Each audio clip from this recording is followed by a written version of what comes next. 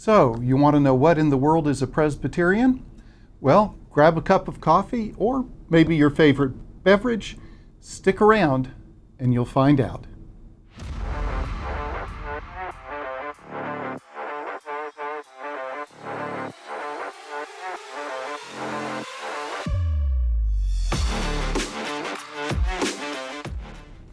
Hi, I'm John Judson, and I want to welcome you to this series of videos about what in the world is a Presbyterian. To put it in its simplest form, Presbyterians are Christians who believe certain things and govern themselves in certain ways. In Lesson 1 of this series, I talked about our basic beliefs. In this video, we're going to talk about the basics of how we govern ourselves. There will be other videos talking more about this, but this is just an overview. So where I want to begin is by talking about the different types of church government. You may not have ever thought about this, but there are at least 4 types, major types, of church government that are used by individual congregations and denominations. The first is pure democracy. Pure democracy is where everyone in the congregation, all members, get to vote on everything. It could be the pastor, it could be the color of the carpet, but that's pure democracy. There are some Baptist churches, congregational or independent churches, that exercise government in this fashion. The second type of church government is what I call hierarchical or episcopal. Not just the Episcopal Church, but it comes from the Greek word episkopoi, which means, or we translate as bishop. So hierarchical churches or Episcopal churches all have bishops. They have a hierarchical structure over the church. And these churches include Methodists, Lutherans, Episcopal churches, Roman Catholic, or Orthodox churches, and there are others as well. The third type of church government is the pastor-led, pastor-run congregation. These are often congregations that have been started or created by a particular person. And that person takes all responsibility for all decisions. When Bill Hybels was still at Willow Creek Church in Barrington, Illinois, he did a wonderful video on vision casting. And he talked about the fact that while people could advise him on the vision, ultimately it was his decision because he was in charge and it was his church. So that's pastor-led. The last form of government is the form of government we as Presbyterians use, and that is representative. Just like the United States government or state governments here in this country are representative, that the people elect representatives who go and make decisions, that is what we do as Presbyterians. Now, why do we call ourselves Presbyterians? The answer is because the word presbyteros in the Greek means elder. And we as Presbyterians elect people called elders to run and guide the church. And the elders sit on something called the session, and I'll talk more about that in another video. But essentially what you have is a representative form of government, where the congregation has certain powers, this board of elders or the session has certain powers, the pastor has certain powers, and then there's a larger geographical grouping of churches called the presbytery, and it has powers as well. And so we're going to quickly run through those powers. We'll start first with the powers of the congregation. The congregation has the power to elect its own leaders. It elects the elders who sit on session. It elects the deacons. It elects the board of trustees. And so no one can tell the congregation, except under very rare circumstances, who ought to be leading and guiding their church. Second thing the congregation gets to do is it gets to elect its pastors. So that if a church is out looking for a new pastor, ultimately it is the congregation who will vote to, we call it a call, to call that person into a relationship with the church. The third thing the congregation has the power to do is to indebt the church. In other words, if the church needs to borrow money for a campaign to put a new roof on, only the congregation can vote to put the church in debt. The Board of Elders can't do that. The pastor can't do that. The last thing the congregation has the power to do is change things like the bylaws or decide how many elders or deacons the church ought to have.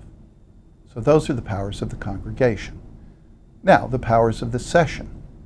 The session has the power to do lots of things. The session is in charge of worship. The session is in charge of the Christian education program. The session is in charge of the mission program. The session decides on the budget. In Presbyterian churches, the session, the elders, they vote on the budget and not the congregation. The congregation supports it with their gifts, but ultimately the session decides. And so the session really, meaning the elders again, really has the power to guide and direct and vision cast for the congregation. They are the ultimate leaders. So what does the pastor have the power to do? Pastor has just a couple of things that the pastor can do. The pastor chooses what to preach and teach. The pastor gets to help shape the worship service, the elements that are in it. And that's really, and then the pastor moderates the Board of Elders, moderates the session meetings.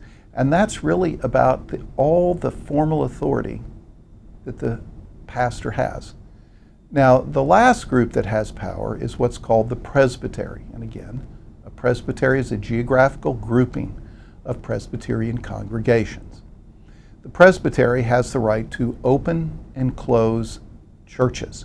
It can say to a group of people, we'll help you open a new church, or it can say to a church that's died, we'll help you close. The presbytery approves congregations going to look for a pastor, and then they approve the pastor in order for the congregation to vote on this person. And why they do that is they do background checks. They make sure that this person really is a good fit for the congregation. But again, they can't force the congregation to take someone. Fourth, the presbytery actually installs the pastor. In the Presbyterian church, pastors are not members of the church they serve. They are members of presbytery, and so it is presbytery who installs them. Finally, the presbytery allows churches to leave the denomination. Occasionally, a church will have a disagreement with the presbytery and want to leave, and it's the presbytery who decides how this works. And by the way, the presbytery is made up of an equal number of ordained clergy and ordained elders. Now, why elders? Why are we Presbyterian? Why are we those who have elders? The answers are both biblical and theological. In the 1500s, when John Calvin was leading part of the Reformation movement, when churches left the Roman Catholic Church and set out on their own, Calvin asked himself, well, what kind of government is both biblically correct and theologically correct? He went in and looked at Scripture, and over again he found elders. One of the earliest stories is in the 18th chapter of the book of Exodus, where Moses is making decisions and judgments for all the people as they are in the wilderness. And his father-in-law comes to him and says, dude, listen, you are wearing yourself out. Why don't you go and find people of good character and good judgment, elders, and allow them to help you.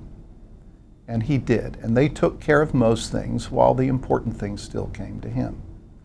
In the New Testament, wherever the Apostle Paul planted a new congregation, he would be sure that there were elders there before he left to help guide and direct the life of the congregation. Finally, in the 15th chapter of the book of Acts, there is the what's called the Apostolic Council, the Council of Jerusalem.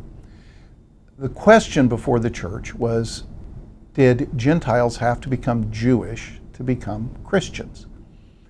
This was a big debate in the early church. But finally what happened was Paul, Barnabas, the apostles in Jerusalem, and the elders came together to make a decision about this. Ultimately, the decision was that you didn't have to become Jewish in order to become a follower of Jesus. But the important thing for us in this video is that the elders were just as important, vital in making this decision as were the apostles. And so now you know a little bit more about how we govern ourselves. We have a representative form of government with shared powers. The Board of Elders, called the Session, has much of the power and helps guide and direct the congregation. But you also know that these elders are elected by the people. I hope this helps, and come back for some more videos where you'll learn more about what we believe and how we govern ourselves. Thanks for watching.